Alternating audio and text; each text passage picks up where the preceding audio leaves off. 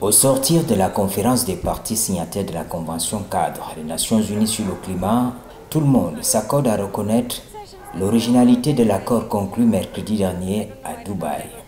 Un accord appelant à une transition hors des énergies fossiles, à savoir le pétrole, le gaz et le charbon, dans les systèmes énergétiques d'une manière juste, ordonnée et équitable. Dans cette approche, l'Afrique est paradoxalement le continent qui souffre le plus des effets des changements climatiques. Ses priorités absolues, c'est l'adaptation, les pertes et dommages, les systèmes d'alimentation et d'utilisation des terres, ainsi que la protection et la restauration des forêts. Les petits États insulaires en développement sont en première ligne face au changement climatique. Ils se heurtent à l'élévation des niveaux de la mer, à l'érosion des côtes, à une fréquence accrue de phénomènes météorologiques extrêmes, à une perte d'écosystèmes vitaux. En tant que partie à la Convention, nous nous sommes engagés à tenir nos promesses, notamment les 100 milliards de dollars. Nous nous sommes engagés à renforcer le financement de l'adaptation, à fixer de nouveaux objectifs collectifs numériques et plus récemment à établir le fonds pertes et préjudices. Nous nous retrouvons pour une nouvelle COP et je me sens découragée parce que la plupart de ces engagements n'ont pas encore été respectés en dépit de l'urgence. Il faut que la transition soit profitable pour tous et doit également créer des emplois et assurer la stabilité économique. Le système économique mondial et nos modes de production et de consommation et les ressources que nous utilisons pour étayer la croissance économique doivent faire l'objet d'une transition pour mettre en œuvre efficacement les objectifs de l'accord de Paris. Le Zimbabwe joint le geste à la parole. J'en veux pour preuve nos contributions déterminées au plan national. Les sanctions économiques illégales imposées à notre pays entravent les actions climatiques en empêchant notre pays de progresser dans sa quête de solutions aux défis environnementaux. Nous réitérons notre appel à une levée immédiate de ces sanctions, levée sans condition.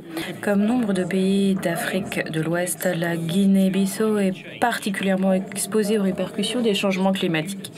Nos communautés côtières font face à l'augmentation du niveau de la mer. Nos récoltes subissent les dégâts de conditions météorologiques de plus en plus imprévisibles. Notre biodiversité est également menacée. Étant donné les menaces auxquelles nous sommes confrontés, nous considérons que nous sommes des victimes des changements climatiques, mais nous sommes également des parties prenantes à la recherche de solutions. Nous avons mis en œuvre nombre d'actions pour renforcer notre résilience et notre capacité à nous adapter. Tout Ces questions nous montrent que les changements climatiques sont une menace mondiale qui nécessite une action mondiale. Aucun pays ne saurait être laissé pour compte. Il est absolument essentiel que les nations développées répondent à leurs obligations en matière d'assistance technique et financière en aidant les pays en développement à faire face aux défis liés au dérèglement climatique. S'agissant des ressources financières, nous réitérons la nécessité de prévoir des financements supplémentaires nouveaux pour appuyer l'adaptation et l'atténuation dans les pays en développement. À Dubaï, les émissaires du continent avaient en vain fondé beaucoup d'espoir sur l'adaptation au changement climatique. À l'heure actuelle, une crise a lieu en Afrique de l'Est. Des inondations catastrophiques ont suivi les sécheresses les plus graves connues dans la région depuis plus de 40 ans. Les preuves scientifiques font clairement le lien entre ces manifestations climatiques extrêmes et les changements climatiques liés aux activités humaines. Des études montrent aujourd'hui que les sécheresses ont 100 fois plus de risques de se produire dans certaines régions de l'Afrique que pendant l'ère pré-industrielle. Cela conduit aussi à une réduction grave de la pluviométrie à long terme. Les pluies sont devenues imprévisibles. Le Kenya a dû faire face à des torrents qui ont non seulement coûté des vies, mais aussi ont déplacé nombre de communautés. Les pertes et préjudices, les blessures vont bien au-delà de simples pertes humaines. Des infrastructures vitales ont été détruites et des chaînes d'approvisionnement critiques également. Il ne s'agit pas uniquement de défis logistiques. La destruction complique la survie quotidienne de nombre de communautés et de foyers. La situation dans la Corne de l'Afrique, comme dans d'autres pays en développement, a mis en lumière la dure réalité des changements climatiques. C'est un rappel frappant des répercussions disproportionnées sur certains, un appel à l'action afin que nous nous mobilisions rapidement pour faire face à ce déséquilibre dont la solidarité, l'inclusivité est urgemment. Nous sommes convaincus de notre capacité collective à produire le changement.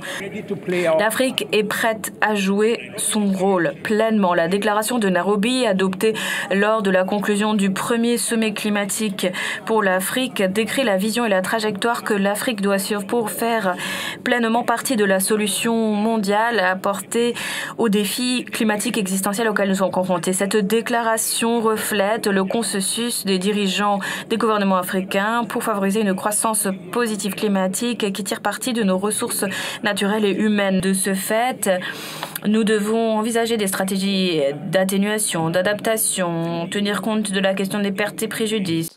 Il s'impose donc à tous un devoir de solidarité sur le chemin de l'amélioration de l'efficacité énergétique d'ici à 2030. Après l'accord de Paris, le rôle essentiel de nos forêts tropicales du bassin du Congo dans la régulation du climat a été enfin reconnu comme l'un des derniers poumons verts de la planète. Et les enjeux sont connus et les solutions ont été identifiées.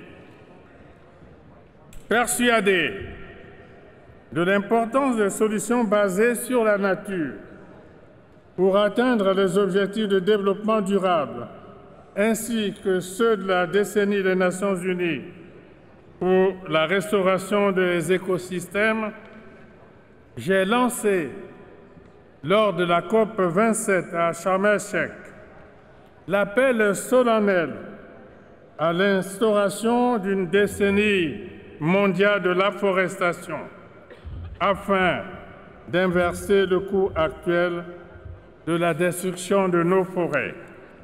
Les défis qui nous attendent sont considérables et ne cessent de croître d'année en année. Certains relèvent de notre propre responsabilité. Il nous revient de redoubler d'ardeur pour préserver ces derniers poumons de la planète et ces trésors de biodiversité que sont nos forêts tropicales. Ainsi, le devoir de solidarité à travers les demandes de compensation financière suite au renoncement volontaire de certains pays à des projets de développement non durable appelle et mérite toute l'attention de la communauté internationale.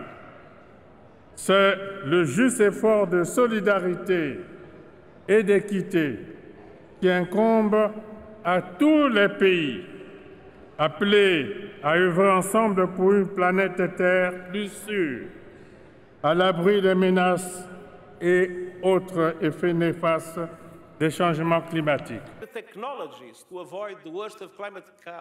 Par perte et dommages, sur le site des Nations Unies, on peut lire que ce sont les effets négatifs des changements climatiques qui se produisent en dépit ou en l'absence de mesures d'atténuation et d'adaptation des éléments tels que les coûts de reconstruction, des infrastructures endommagées par une inondation ou la perte de revenus découlant des cultures agricoles détruites par la sécheresse.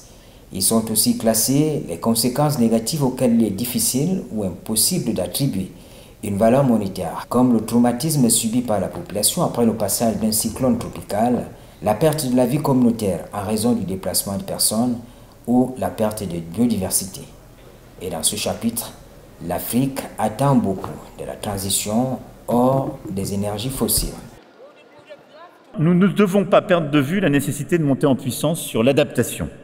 L'adaptation des modèles agricoles, notamment en Afrique, est un sujet clé et c'est un combat indispensable parce qu'on ne peut pas demander aux pays africains de choisir entre le climat et la production agricole. Il faut faire les deux en même temps avec des modèles soutenables. Et la guerre en Ukraine nous a fait toucher du doigt que le modèle n'était pas soutenable.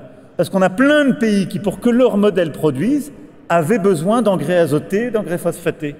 Donc on doit les aider à produire chez eux davantage, à avoir un modèle productif, mais beaucoup plus décarboné. Je me félicite des avancées qui ont été obtenues lors de cette COP, Président, sur les pertes et préjudices. La France financera jusqu'à 100 millions d'euros en fonction des éléments de gouvernance ce sujet. Mais je voulais insister sur quelques points à cet égard, parce que le débat avait beaucoup monté à Sharm el-Sheikh sur les pertes et préjudices. D'abord, ne confondons pas la situation des pays à revenus intermédiaires et des pays pauvres.